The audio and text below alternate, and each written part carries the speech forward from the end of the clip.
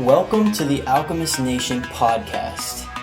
We are a community of business and real estate professionals who are on a shared mission to help every individual achieve financial freedom through right action, the right knowledge, and the right accountability.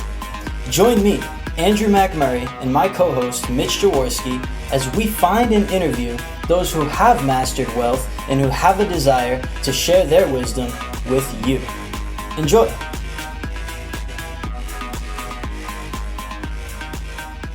Welcome back, everyone. It is another episode of the Alchemist Nation podcast, and I am your host, Mitch Jaworski, also known as the Scaredy Cat Guide, and I'm here with my awesome co-host, Andrew McMurray, and he's going to tell us about the kick butt guest we have for this episode. What's up, Mitch? Thank you so much. I'm glad you're here. Thank you for being here after coming back from Vegas for a week, man. That's I had a conference out in Vegas, and back into the swing, back into the routine, and we're going to get some knowledge dropped on us per the usual, and that's one of the benefits of hosting this podcast. Absolutely. And today we have an extra special guest. So our guest today embodies the spirit of what Alchemist Nation is about, which is community and investment in a way that's truly inspiring, right? So he's a native of the Tampa Bay area, and he's dedicated his life to not just succeeding in real estate, but also rebuilding his community, especially after, the 2008-2009 recession that we had. So meet Greg Simpson. Greg is the CEO and chief home buyer of 1-800-OUT-FAST, where he specializes in offering distressed homeowners fast and fair solutions for their home. That's not all. He's also the CEO of OUT-FAST Realty and Investments, working diligently to help sellers and buyers achieve their real estate goals. If you're an aspiring investor, you want to pay close attention to this episode because Greg is also the president of TBREA, which is Tampa Bay's largest real estate investors club. And on top of all that, he's the founder and CEO of the Greatest Alliance, which is incredible name. Love that copy. Where he offers invaluable guidance to those who are looking to break into real estate or take their business to the next level. So Greg's a man of many hats, but just one mission, and that's to make a difference in the lives of his community members and fellow investors. Greg, welcome to the show. Thanks for being here, man. Happy to be here, guys. Man, I'm tired just hearing all his titles. He's a busy man. Just like, all I can hear is like Rick Ross in the background. Every day I'm hustling. Yep. Love it. That would be me. Well, so tell us a little bit about this hustle. I mean, I want to hear some background, to be honest. I mean, it's just kind of like, we were talking a little bit before the podcast about, the Cardone 10X rule, all that stuff. Like, that always like resonated with me. When I read that book, it was like, whoa, yeah, this is it. Like, I've gotten to the point where I'm a little bit, the work smarter, not harder, not hustle as much and whatnot. But, you got to do what you got to do in the beginning stages of your career. And that's the hustle muscle is where it all comes from. And, those who hustle when they have the ability to do so, the ones that separate themselves from the rest of the pack. And I feel like I've done a pretty decent job of that. Always room for improvement, obviously. But yeah, it's just one of those things that it's kind of like what we're going to be talking about at the next main meeting that we have for TBREA is the success for real estate investing or an agent, whatever, is not an overnight thing. Unlike what most people on YouTube or Flip or Flop or whatever TV show is your fancy on HGTV or A&E or whatever. I don't even know what station these things or shows are on these stations anymore. But yeah, it's just it's been 10 years in the making of still trying to figure stuff out too. But it's just part of the game that we play every day, right? 100%. Absolutely. But in my mind, right, it's not all about hustle though for you, because I was doing a little research, seeing all the stuff you're involved in. It seems like you really do have a heart for investing and giving into your community. Yep. I mean, just based on how involved you are just in Tampa Bay alone. So I'm curious, like what led to that? Have you always had a heart for building up the people around you, or was there a specific like moment that kind of woke you up to that? Yes, for sure. I've always been one to try and like empower people, but the empowering the real estate investors in the community came about from 10 years ago. My dad and I took a seminar, one of those guru seminars, spent lots and lots of money for that seminar. And unfortunately, it wasn't worth anywhere near what we paid for it. The common story, right? And so I'm not going to go crazy long into that. But when I had the ability to purchase TB-RIA from a fellow investor who was basically getting out of the game, I saw it as an opportunity for me to give back to aspiring investors that could not afford to take one of those humongous, ours was like $50,000 when it was all said and done, or close to it. And I was like, there's got to be a better way to educate people without having that huge price tag. Because my dad actually went bankrupt because they were like, oh, throw it on credit cards, you're going to make the money back so fast. And it's a very common story that a lot of people went through. So I didn't want to see that happen to anybody else either. So that's kind of where TB-RIA really took off, because when I took over, it was just kind of like this, we'll get together when we get together kind of thing. And now it's over 450 members locally here in Tampa between our members and sponsors and whatnot. And has grown from 3 or 4 meetings to now 8 meetings every single month. And it's just a place where everybody can come learn, network with people and build their tribe, like kind of what you guys are doing at Alchemist Nation as well. Awesome. Good stuff. It's funny because you mentioned, common story where, found a seminar with some guru, spent a bunch of money, didn't really get value out of it. And I think that's what leads a lot of people to do what you did, right? Where you have something like Tampa Bay RIA now, where you're just adding so much value, right? And obviously, you have presenters there that teach stuff and they may be selling things, but generally is a value add proposition there, right? And that's one of the reasons that, we love Alchemist Nation, is just like, there's education out there and you can purchase it, but you're not like financing and mortgaging your entire future to do it, right? And that's, that was a big, kind of a gatekeeper thing for me when I got involved with Alchemist Nation. It's just like, well, what does this look like and what are you doing? Because, I've paid for education just as you have. And, I don't have a problem paying for education as long as that there's value there, right? As long as I'm actually going to be able to use that information to do something, right? And you have to take action. Those that don't take action, it's just information that's, essentially not useless, but, stagnant. But it's cool that it motivated you to do something where you can help people so they don't have to spend that $50K to learn about real estate, because that price tag has always bothered me too. And there's gurus out there that are charging 30, 40, 50K, and I always thought that was a little extreme to educate people. But at the end of the day, if you do take education, this is kind of just like a public service announcement, make sure you take action, because if you don't, it's money that you might as well have just spent on entertainment. But at the same time, it's always good to vet out those service providers, because there's those that add value and there's those that really, you don't really get what you pay for. Don't, Greg's experience doesn't have to be, a complete negative. So just, I'd say the audience should kind of learn from that and just, it's like anything else. Trust but verify. Same thing when you do deals, right? Like Greg, when you do a deal, when you're looking at deals, right? What are you doing? You're underwriting the deal, right? You're working the numbers, and at the same time, the service providers you use, like it's no different than, a title company, right? It's just like, I'm gonna probably get a title company through a referral, right? Or through someone that, a friend's done business with, or just doing general research and seeing that they overall have good reviews and there's no like negative feedback in regards to their business on a whole. So just goes back to due diligence with everything, right? Yeah, I think it really comes down to also, it's due diligence for sure. But again, I look at it too as like you said, the magic words is taking action, right? Yep. Now that I've been in like the personal development space for the last 10 years, because when you get into this business, like it's obviously it's a whole shift in so many things in your life, right?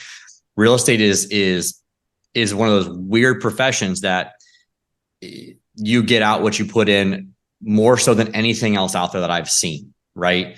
And because of that, a lot of us have to go through some transformations, a lot of growth. And I look back at the price tag we paid for that real estate thing. While it was technical, it wasn't very good technical, but say it was amazing. Right. I would go back and say, I wish I'd have gone to Tony Robbins first and spent a whole bunch, that 50 grand with Tony, like with Tony's inner circle kind of thing, or pretty close to that, to get my mind right, be able to then go do real estate instead of the other way around, go do real estate and then figure out the mindset stuff later.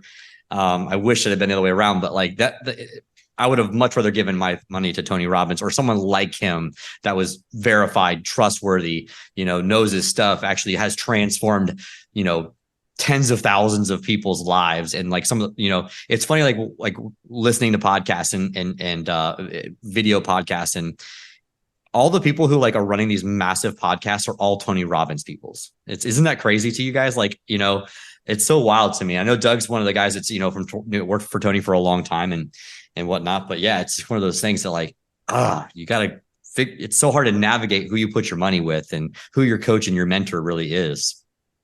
100%. And you made a great point though. You were like, I'd rather have spent that money on mindset first, because that's really where it starts. I mean, yeah. You can learn all the technicals when it comes to real estate, but if your mind's not right, you might have some success, but it's generally not going to last. You're either going to self-sabotage, run out of motivation, whatever it is. And that's what's true for any endeavor. Your mind's got to be right. So I think it's a cool point that you mentioned. And I think it's one of the reasons that a lot of people enjoy Alchemist Nation is because it's like a hybrid of both.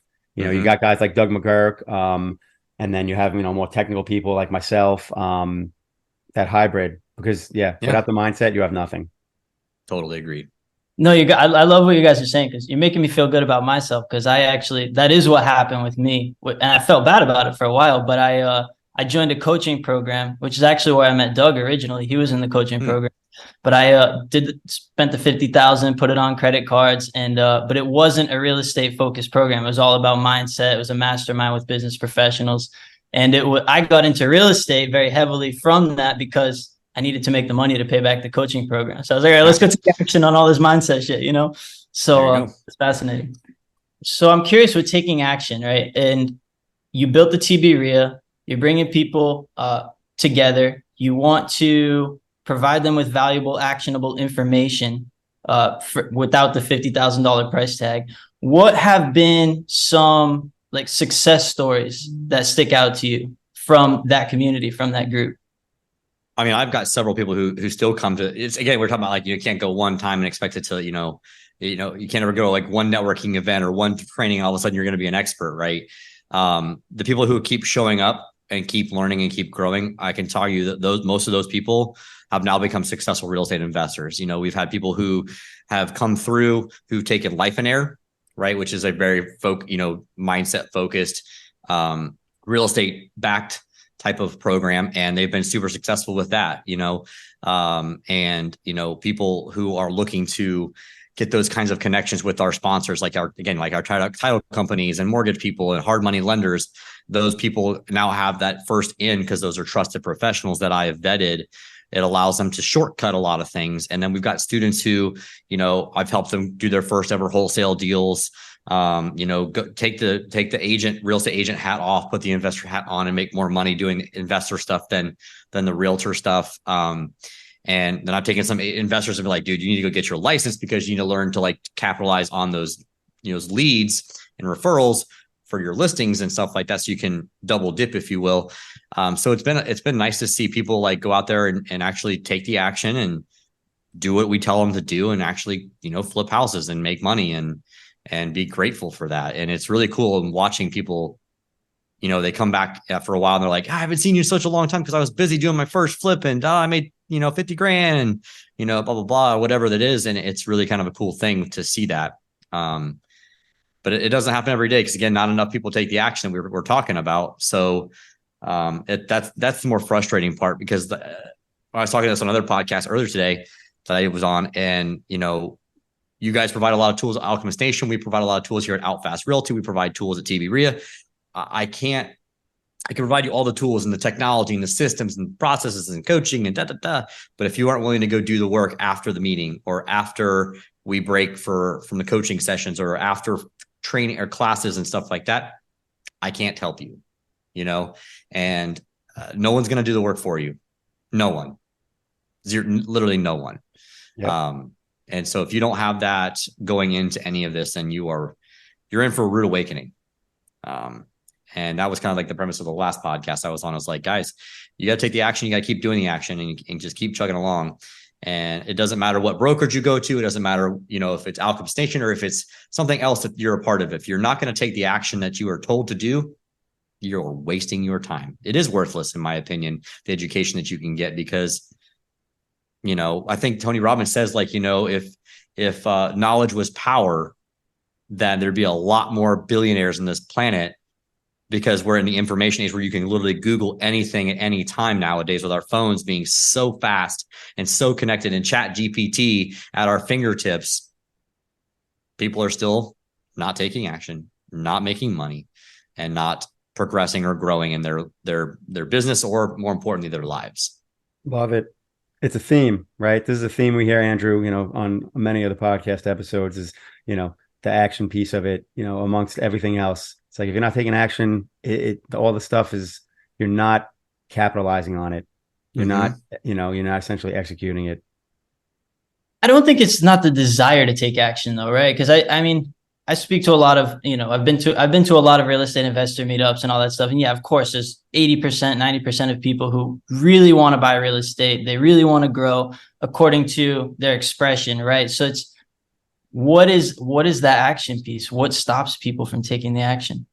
I mean, there's a whole laundry list, right? It's just one thing. It's one thing. One thing prevents people from doing anything. It's fear. Fear of the unknown, fear of rejection. Because I'm sorry, if you cold call 100 people in a day, you're going to get 99 no's.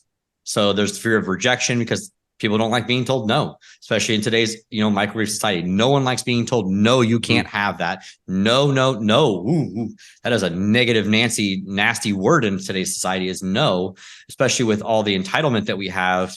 And that's not, every generation has been entitled. I'm not going to pick on millennials or Gen Z or whatever the next one is. Every generation feels entitled to something.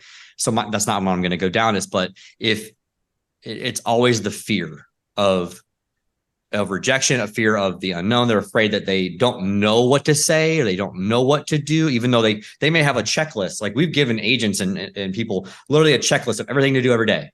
Look, that's all you gotta do. Just do these 3 to 5 things every single day, and you'll make a bunch of money in the next 90 days. They still don't do it because they're afraid that if they don't do all of it, they're going to fail, which we know is not true. But they're also maybe afraid that, hey, if Greg's going to check me today, I'm probably better off doing none of it than just 80% of it. I really don't know what some of the thing is, but it all boils down to fear of something. And, but action fixes that, right? Because you fail and you learn to fail forward. We've all, done that, and you learn to take no. You don't take no for an answer. That whole thing is all the cliches. We could come out of the woodworks with all of them, but that's really what it is, man. Is it all boils down to fear of something. Yeah. No, I mean, my favorite one is, right. I've had to deal with it too, is fear of success, because I come from nothing. My family didn't have money. And if I make too much money, my family's not going to love me, or they're going to reject me. Or if I all of a sudden make more money, like I have an agent, I won't say his name. I think he's afraid if he makes more money than his wife, that she's going to, as a new agent, he made more money than her in his professional before. But like, if he makes more money than her now, like she's going to leave him, or she's going to think less of him, it's just weird shit that we come up with. That we literally sometimes just manufacture out of nothing. False evidence appearing real, right? We've all heard that before too. Yeah. But that's really what it is. It's all bullshit. It's the stories, the belief systems that we tell ourselves that really get in the way of taking that action. 100%. Yeah. I mean, at the end of the day, I mean, you kind of balled it up to that one thing, fear, and that's, procrastination. What does it come down to? Essentially fear, and yeah, the fear of success. I mean, I resonated with that when you said that, because same thing. I grew up like with nothing. And it's just like, and I've seen myself do it, where I was like, I've had success in something, but I haven't had near the success that I could have, because I kind of just sabotaged it at some point. Right. And it's just like, oh, I'm doing well, but I really could be doing 10x better than I am. And it's just like, so I understand that fear. And this goes back to what you said. If you could do it over again, you'd spend all your money on mindset education from the jump. So I think this kind of theme of the call so far keeps just driving that point home. So, with that said, I'd like to shift gears too, though, because, there is the technical piece. And obviously, not only do you help people invest, you enjoy investing. And me personally, I always talk about, and it kind of maybe goes along with mindset. When people start investing, it's like, you got to figure out, like, what's your personality type and what really jazzes you up and what are you going to stick with? Some people, like, I've done flips. I'm not a flipper. Why? Because I left my day job because I don't want a job. Flipping to me is a job, right? So I am buying home, buy and hold long term. I do the burr strategy. I love doing value add long term holds. That keeps me going. That keeps me, doing my thing. I don't lose interest, right? So for you, like, what's more so your bread and butter? I know you do a few different things, but I know if you had to kind of say what's your jam, what does that look like? So it used to be flipping, but I really have never. I like making something look like that looks like crap go to something that looks beautiful, right? And that's fun and all, but again, it is a job. And so we have made the shift in the last 12 months to the medium term rentals. So we're still buying things at discounts, value add, fixing them up, going through the refinancing process, the burr, and then we're putting up extra walls and stuff like that to do extra bedrooms in the houses and stuff like that. So we're doing the midterm stuff, and the cash flow is amazing, and it's a lot less work to make that cash flow than flipping houses and wholesaling and stuff like that. Again, wholesaling and flipping are means to an end, and they should be looked at as a means to an end. Make money, save money, deploy that into a longer strategy. Again, rental properties are your 401k. That's the thing, is like everyone needs to understand, like a rental property, whether it's an individual single family, duplex, triplex, all the way up to big multifamily, every individual property is its own 401k. And so when somebody says, oh, I invest in the stock market or I invest in that, I think you're foolish if that's the only thing you're doing, because there's no guarantee that 20 years from now that 401k or that index funds are pretty good, but the blue chip stocks that you're investing in today are going to be there in 20 years. There's no guarantee. Whereas I know for a fact that piece of property will still be there in 20 years unless a hurricane comes through Florida, and that's what we have insurance for. Point being is, though, in 20 years from now, I have a fully paid off asset that is more than doubled in value, and it has been cash flowing all along. There's not a vehicle on the planet that can do all three of those things. Yep. And this is what makes real estate so beautiful, right? So there was a couple points that you hit on that I kind of want to circle back on, because you said like wholesaling and flipping is a means to an end. And it's funny because I co-host a coffee meetup here over in Delray Beach, Florida, and all the time we talk about no good wholesaler stays a wholesaler. It's hard to find good wholesalers because most good wholesalers don't stay wholesalers long, because it's a means to an end. It's a mean to get them the capital they need to start flipping, or it's a means to them getting their first rental property. And, some people, they enjoy the grind, they enjoy the hustle, and they build out a team, and that's what they do. They're wholesalers.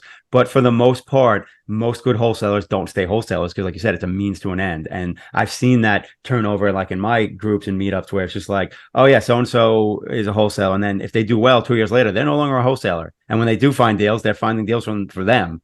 So I like that you mentioned that, because I think it does happen, and for a lot of people it is a means to an end. And like you said, it's kind of like, pay attention, because at the end of the day, it's a business, right? People think of real estate investing, but really you got to treat it like a business. And how you just broke it down, it's basically a business. And you talked about like, each property is like a 401k. And yeah, like I look at it like I don't have a 401k. Like I left my day job 7-8 years ago. My retirement is like, I got some money in an IRA because like I was a stock guy as well. But I also know that, like you said, think about all the people that went to retire in 2008, right? Their 401k got cut in half pretty much. Or worse. Yeah. You know what I mean? And it's just like, and yeah, real estate values went down, but compared to stocks, they went down much less. And on top of that, they're still producing income, as opposed to outside of like a dividend stock, and the yield's still not going to be nearly as close as a real estate investment. I'm not earning any income from holding my stocks, right? So, and that's, you said, it's kind of like that trifecta of real estate, the three things you get from it. So it's a beautiful thing. And I think, when you mentioned, if you just have stocks, that's not a smart move. It's kind of dangerous. And, it goes back to a tagline I've heard my accountant said, and I share a lot, and it's, concentrated bets are for making money, diversification is for keeping money. So it's just like, once you make some money concentrated in one investment or field, like you should diversify now so you can keep that money. Otherwise, you're at risk of like something like 2008 happening. So it's I just kind of wanted to circle back, because you touched on so many things that I think a lot of people might not have caught just in that general conversation. So good stuff, man. Thanks. And yeah, I think that even if you want to diversify, you can diversify so many different ways in real estate, right? You've got big multifamily, medium multifamily, you've got single family. Single family, I feel like, is the worst diversification of the three, because you have one family that, goes belly up, and now your cash flow is completely gone for that property. Or multifamily, we know that you got, even a 10 unit and one person, falls on hard times, you still got 9 cash flowing. And unfortunately, we live in America where if in case the market goes down, people need a place to live. Yes. And so real estate will always be a sustainable asset. It may not be as good as it was during the height of markets, but it will never, again, it never goes away. Yep. Yeah. Real estate's not going out of business. A company can go out of business. Right. Exactly. So within the diversification, in real estate, and like you said, there's so many ways. So one of the things you're doing is, like you said, you're doing a lot of medium-term rentals, which, I like because it's less work than an Airbnb, but it makes more money than long-term. But for listeners that are brand new to real estate, give them an example of like what a medium-term rental investment looks like and what the clientele is. Yeah. So medium-term rentals for us, we're basically, we're renting each of the rooms out individually. They have all common space in the house, like the bathrooms are shared, kitchen shared. If there's a living room or dining room, that's shared. Laundry is shared.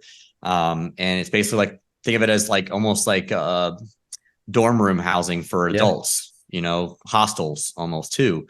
And it allows people who are typically of lower income the ability to still rent a nice place. At least our houses are very nice. A place without having to come up with, $2,500 for a security deposit and first month's and last month's rent. Especially in a booming market like Tampa, where rents went from on average around $1,700 to now $2,700, $3,000. The average person, even in our city, cannot afford to go rent a house or an apartment for themselves. So the medium-term rentals allow them to technically rent by the week for on average 200. I think ours are like around $225 a week per room. Well, they don't have to pay for utilities though. No, electric, and we pay for the internet too. So it allows them to have a place where they can either transition to, or while they're in transition, or it allows them to just, live where they can and not be on the street or having to live on mom and dad's couch or a friend's couch. Because obviously no one wants to do that, but we have a housing crisis in most major cities in America, and rents have skyrocketed. And I feel like this is going to be, I won't say the wave of the future because room rentals have been around forever, but I think this is going to be a really big sticking point for America for a little while until something comes to a head here. Yeah, agreed. To be honest, the wealth gap has gotten worse and worse and worse. And anytime we have any sort of recession or drawback or whatever you want to call it, we're in right now, the wealth gap just gets farther and farther apart. Yeah. So we get to do both. We get to make more money, but we also get to provide a really good service to the community too, for the people who bag our groceries, work at the car dealerships. They work at, Walmarts. They work at the lower income jobs. They work at our fast food restaurants that keep the economy moving. They got to live somewhere, and I'd rather it be in one of our houses than on the street or in their car. Yeah, I mean, you're literally filling a need, because that's like you said, people that essentially, work at Walmart used to be able to afford to rent an apartment, and they no longer can. Now it's at the point where it's like the husband and wife both working at Walmart, and together maybe they can afford an apartment. If you have one person or you have a single person, right, then you're losing that value add proposition, because obviously, the amount of income 2 people are making is a better value proposition compared to like the additional cost in rent from a studio to a 2-bedroom or 1-bedroom to 2-bedroom. So that need is growing, which I guess is somewhat unfortunate, but at the same time, you're doing your part to kind of fill that need. And also, like you said, I think there's a shift, because think about it, like, I don't know, like I went to college, I remember living in the dorms and whatnot, and it was normal to get a job, find your own place. And I think now with rooming housing becoming more and more popular, as you have like Gen Z graduating college, it's like, well, they were living in a dorm, and if they get a job and transition to a room sharing thing, it's not out of the norm. It's not, this isn't normal. It's almost feels like the normal transition out of college. So I think you're right. I think we're going to see a continued increase in these like kind of medium term and rooming housing situations. And it's not going to be looked at in a negative way, because, like for me growing up, like that was always looked at somewhat negative. Like, oh man, like if you got to live there, you must be having a hard time. And it's losing that stigma, and it just shifts, stigmas and opinions and perspectives shift with generations. So it's just like you're stepping into what I think is a very growing segment of real estate. Yep, I agree. I think it's because again, it's not going anywhere until we address that bigger root issue. It's not going to go away. And every politician that's run in the last 2 years, 3 years, or 4 years or so has all, especially on the local level, has all run on trying their best to come up with affordable housing. I know it's a pretty nasty buzzword, but that's what they all run on: affordable housing, affordable housing, affordable housing. And unfortunately, there is only so much, whether you're left or right, that the government can do for that, because we do have a free market. Unless they're going to build their own community housing, they can't really do much about that. So it does kind of fall on us as the investors to come up with something like that. And so I feel like this has been a pretty good way to impact our community in a positive way. And again, still be capitalist at the same time. Yeah, no, it's awesome because, you're giving more people housing simply by, instead of 2 people living in that apartment/house, you have 4 to 6 people. Yep. So it's helping the supply, because at the end of the day, it's a supply issue, right? Yep. There's not enough housing, and obviously the slowdown of building, because of the '08 crisis, only made things worse. And I'm sure you've looked at the numbers, like the amount they have to build to catch up, just to make up for the lost gap in the last decade or so. It's not even possible for them to ramp up like that. So It's not a problem that's going to go away tomorrow, and it's going to cause shifts. What you're saying, I mean, think about, you're starting to see like commercial properties get converted to residential since the demand for commercial space is going down. That's going to be interesting too, as that continues to happen, and that maybe that'll help solve the problem. Yeah, I don't know. I don't have the capacity to even think about that. Yeah. I mean, it's just too big of a problem. I mean, they can only build houses so fast. Yep. And even the developers who have their hands in the back pocket, or in the pockets of the inspectors at the cities to like put stuff through that shouldn't probably go through, they're still not able to build enough houses fast enough. And so it's a really big problem, and fortunately, you said you're in Florida. Florida is an anomaly. And Walter and I have talked about this a lot too, how we built out, not up, in Florida. And Miami is probably one of the only places that really did that. Orlando, so, but like even Jacksonville, another biggest city in America, really, square footage wise, it's just out, not up. And so there's not a lot of multifamily anywhere in Florida to speak of. So it's a really big problem in Florida because we've never done it. And there's a reckoning coming on that, I think, too. I don't know how we fix that, but because there's no more land in these areas to knock down and rebuild big monstrosities, because then the community gets all pissed off if we knock down a bunch of houses or knock down, whatever, to build more condos or to build more apartment buildings. People get all bent out of shape. And it's like, well, where do you want people to live? Yeah. So it's just, there's way bigger problems than you or I or any of us on this podcast can solve today. 100%. That's why you kind of focus on, your part, so to speak. And you're doing that in the Tampa area. And, it'll be interesting to see if things, because air rights are a big thing in Florida. And, it's like Miami and Lauderdale are a handful of places where like you have, skyscrapers, so to speak. But, there was even beef over that because it's just like, all right, now this one building went up and then this other building completely lost their view of the ocean. Right. And there's, but then most areas like, no, it's like you pretty much can't, like 3 floors and that's it. So like Palm Beach Island, you can't build anything more than 3 stories, And like you said, at some point something's got to give, and there's probably gonna be some wars over that because eventually something's gonna get passed, or whatever, the right hand's gonna get greased, or whatever needs to happen, and then it's just gonna be it's gonna be an outcry for the people that it affects. But at the end of the day, it does help solve the problem, because if you can build up, you can build more units, therefore more spaces for people to live in. Yep. So it's gonna be interesting. That's all I'll say. Yeah, I agree. We go. It will be interesting. So, what I'm interested in is because Walter is always kind of just bringing in rock stars to the Alchemist Nation community, and obviously, I joined him one time when I was visiting at the Tampa Bay area, which was a great event, and got to meet you there. So since you've met him, I know you've been involved in Alchemist Nation. So usually any guests that we have that are kind of involved in the community, we like to ask, not only what you get out of, being part of the community, but also just like kind of, what you enjoy about it, or what you're even able to, give by being part of the community. Yeah, I mean, the thing I love about it is that, again, it builds that sense. The community aspect is like you get to be around people who are like-minded. Again, we all read Think and Grow Rich. I'm sure you guys have read that book at least a few times. Hell, I wrote my own little summary of it. Yeah, there you go.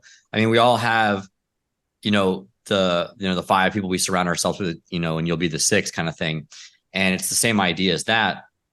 Is that if you're surrounding yourself with people who are achievers or are determined to be an achiever, your likelihood of being that next one is exponentially greater than if you were to try to do it alone. And so whether the Alchemist Nation has been great too, because it's allowed me to meet. It's really actually, I've met some really cool people from it, but what's really been cool is watching my TBRE members also join Alchemist Nation. And it's like, oh, they want to level up. I'm going to pay more attention to them too, because they're investing in themselves. Instead of just coming to a meeting and just trying to soak up the information, they're also taking the next step. And it's like, oh, I see Denise and Doug, they're in it too. Or I've got, Gary, he's been really big in getting into Alchemist Nation, is really big part of TBRE. And it's like all those different people who have taken that leap of faith. You just really know that you can rely on them too, because we see the action that they're taking. 100%. And that's what, and then it goes back to that word action, right? It's people in there taking action, and it's inspiring for others, and then hopefully that'll get them to take action as well. And I think that's a big draw and benefit of the 100 Millionaire Summit. So, every year, and the 2023 summit's coming up it's less than a couple months now. I know you're going to be there, and, give everyone a little teaser about what's going on from Greg at the 2023 summit this year. Yeah, so I'm excited because I'm going to be doing a pretty. If you guys have ever seen me speak or anything like that, I'm a pretty lively and passionate and like to walk around and talk. I'm going to be a little more reserved this time. I'm really going to talk about fun. It's really going to be kind of like what you would see at Cardone, where like he would sit down with a speaker and he would kind of like just like almost like a podcast episode, but we're going to talk about what we see in the marketplace, what the next trends are going to be looking like, where the market is going, almost like a little bit like, the midterm rentals we're talking about. But what we're going to talk about, what things are going to be successful, like what exit strategies and what strategies are going to be successful going forward the next year or two, which ones are, kind of up in the middle where we don't really know where they're going to go, and which ones you should absolutely run away from. So that way you can set yourself up for success and not doing the wrong strategies for the next couple of years until the dust settles and we figure out what's going to happen with interest rates and appreciation and if there are going to be new tax code things we have to deal with. I do have a crystal ball actually. It's not a magic 8 ball. Nope. I have that too somewhere around here, but this crystal ball doesn't tell me the future every time I look into it. So it's just going to use some data to provide Alchemist Nation members and guests of the summit, some tips and tricks of what they can do to make sure they're hedging their bets and going down not going down the rabbit hole of the wrong investment strategies. I love it. So basically what I'm hearing is you're going to do all the research for me, so I can just sit in on your session and I don't have to go digging in the crates now. That's pretty much what we're going to do. Say, look at that value at the summit from Greg alone. You don't even need anyone else to speak. See, look, there you go. There's a value add right there. So that's awesome, man. No, and honestly, recognizing trends, right, is important. And like you said, if you can get into the path of progress, right, you're going to put yourself in a so much better chance to have success, right? Because why not? Like you said earlier, work smarter, not harder, right? I'm from that same old school camp of like, I would just work harder, right? And it's like, all right, hold on. Let me put myself in a place where I can work hard, but the benefits of that hard work is going to 10x because I'm either in a growing segment or the path of progress. So I like that. You seem to have an eye for that and a knack for that. So I'm looking forward to your presentation at the summit. And I'm definitely going to be taking notes. So good stuff. If people want to consume more information from you or get involved, or even if they're local to Tampa, go to the Tampa area, like how is the best way to get in touch with you, see your content, all the things? Easiest way is honestly, I'm more on Instagram than anything these Okay. days. And so my handle on Instagram is at real Greg Simpson. Always got stuff there. I try to make it light and funny too. It's not all real estate. You'll see lots of pictures and stuff of my kids and my wife. So don't expect it to just be real estate bombs and stuff. But then, we've got a lot of content on there. TV REIT is a great place to go as well. If you're local to Tampa Bay. When do you guys, I know usually, it's standard day each month. What day of the month do you guys do the Tampa RIA meetup? So our biggest main meeting, is the main meeting. It's always the third Thursday in downtown Tampa. Cool. So and I'm assuming, is there like tvria.com or something? tvria.com. That's it. Perfect. All right. Yeah. So anyone's in, that western side of Florida, it's okay over there. Go Greg, hit up Greg. He puts on a good event. Like I said, I happened to be at it, and it was a busy room. There was a lot of good vendors there in terms of providers between title companies and whatnot. And he always seems to have a speaker that really crushes it. So I was glad I was able to stumble into that meetup while I was over on the West Coast. Perfect. Yeah, man. Well, thanks for having me on the podcast today. Yeah, 100%, man. It was good seeing you again. I look forward to seeing you in early November at the summit. Should be fun, and appreciate you joining us and sharing a little bit about what you're doing. Yeah, thanks, guys. Awesome. All right, everyone. We will see you on the next episode. And until then, go out there and take action.